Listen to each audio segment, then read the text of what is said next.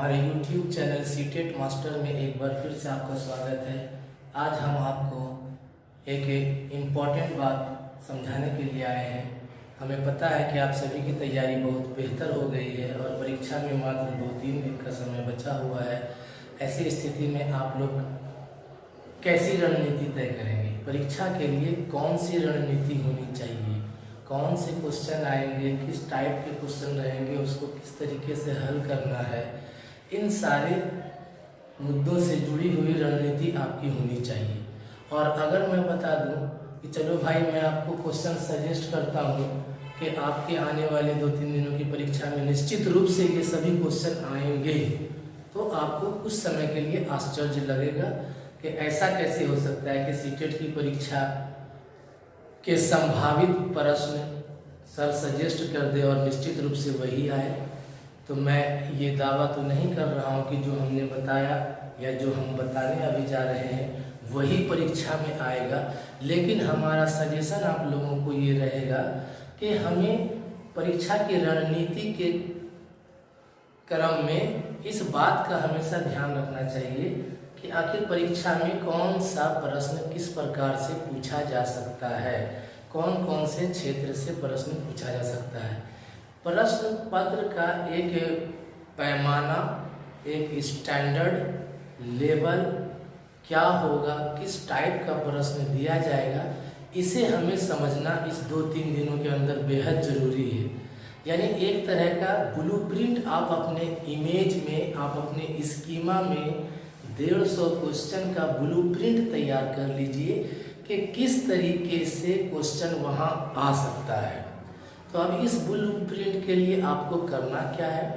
हमारी सलाह आपको ये रहेगी कि आप सीटेट जुलाई 2019 की परीक्षा में आए प्रश्नों का पत्र उठाइए और एक एक करके 150 क्वेश्चन को ध्यानपूर्वक पढ़ जाइए, क्योंकि सीटेट परीक्षा जुलाई 2019 में हमने देखा है, अपना अध्ययन और अनुभव हमें बता रहा है कि सीटेट जुलाई 2019 की जो परीक्षा का प्रश्न पत्र है वो एकदम एक बेहतर स्टैंडर्ड का प्रश्न है। उसमें आए विषय सिलेबस के, सीटेट के सिलेबस के हर क्षेत्र से, हर पहलू से प्रश्न पूछा गया है। पैडागोजिकल क्वेश्चन भी सीटेट जुलाई 19 का बहुत ही बेहतर ढंग से पूछा गया है। उसमें आप जो विद्यार्थी थोड़ा सा ध्यान रखकर प्रश्न को हल करता है तो वो बेहतर ढंग से उस सारे प्रश्न को हल कर लेगा। तो बस जिस प्रकार से जुलाई 2019 का क्वेश्चन पेपर में जिस प्रकार का क्वेश्चन है, जिस टाइप का क्वेश्चन है, जिस लेवल का क्वेश्चन है, लगभग हूबहू आपको इस बार भी क्वेश्चन पूछा जाएगा। सिर्फ क्वेश्चन में शब्दों का अंतर रह सकता है, ऑप्शन विकल्प चेंज हो सकता है, लेकिन क्वेश्चन पूछने का लेवल और क्वेश्चन पूछने का तरीका आपका डिट्टो संभावना है कि वही रहेगा इंशाअल्लाह। इसलिए जैसे एक एग्जांपल हम लेते हैं, सीटेट जुलाई 2019 की परीक्षा का क्वेश्चन नंबर 57 मैथ से जुड़ा हुआ है। निम्नलिखित समुच्चयों में कौन सा गणित में प्रश्न हल करने का कौशल है? देखिए, अब हम दूसरी बात ये कहेंगे कि बहुत सारे विद्यार्थियों का गणित विषय में पूरी तैयारी नहीं हो सकी है, किसको गणित का कंटेंट नहीं समझ में आता है और कुछ पैडागोजिकल में फंसते हैं। तो गणित के पैडागोजिकल में अब आप नहीं फंसेंगे, क्योंकि अगर गणित के पैडागोजिकल को ध्यान से पढ़ेंगे, समझेंगे, तो आप उसमें खुद ब खुद निर्णय ले लेंगे कि ये आंसर नहीं हो सकता है। इसलिए इसका आंसर ना जानते हुए भी आप निश्चित रूप से वही मानेंगे और वही सही होगा। जैसे एक एग्जाम्पल के रूप में है एक क्वेश्चन, निम्नलिखित समुच्चयों में से कौन सा गणित में प्रश्न को हल करने का कौशल है? अब हमें ये पेडागोजिकल सवाल का जवाब पता नहीं है, लेकिन हम कुछ वर्ड आपको बताए थे, कुछ ऐसी बातें कि जिसकी वजह से हम कह सकते हैं कि ये एक नकारात्मक पॉइंट हो जाता है, जिसकी वजह से ये ऑप्शन गलत हो जाएगा। इसलिए इसको काट देंगे। जैसे इसका पहला ऑप्शन दिया हुआ कंठस्थ करना, अनुमान लगाकर परीक्षण करना, चित्रांकन करना। तो इस 3 बिंदु में एक बिंदु आ जाता है कंठस्थ, यानी रटना, याद करना, ये कैंसिल, नकारात्मक। दूसरा है प्रश्न त्रुटि विधि, चित्रांकन विधि, कंठस्थ करना। दूसरे ऑप्शन में भी एक पॉइंट है कंठस्थ, ये भी गलत हो जाएगा, नकारात्मक। वर्ड है, इस वजह से इसका आंसर ये नहीं हो सकता है। उसी प्रकार तीसरा दिया हुआ है चित्रांकन करना, पीछे से हल करना और रट लेना।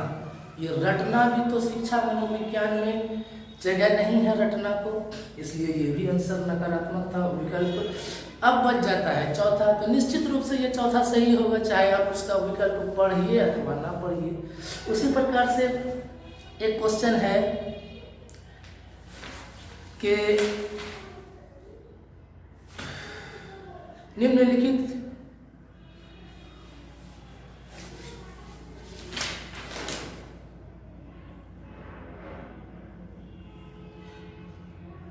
निम्नलिखित में से कौन सा गणितीय प्रक्रम नहीं है? आकलन। अब पता हमें नहीं है कि इसका प्रश्न क्या पूछ रहा है, ये हमें पता नहीं है, और इसका जवाब क्या होगा ये पता नहीं है। इसको भी आप अपने तर्क से उस समय प्रेजेंस ऑफ माइंड रख करके इसको हल कर सकते हैं। जैसे निम्नलिखित में से कौन सा गणितीय प्रक्रम नहीं है? पहला आकलन करना, दूसरा पक्षांतरण करना, तीसरा मानस दर्शन, चौथा कंठस्थ। कंठस्थ का स्थान तो शिक्षा मनोविज्ञान में नहीं है, ना एनसीएफ ने अपने में जगह दिया है इसे, ठीक है, इसलिए कंठस्थ ऑप्शन हो जाएगा, यही नहीं है।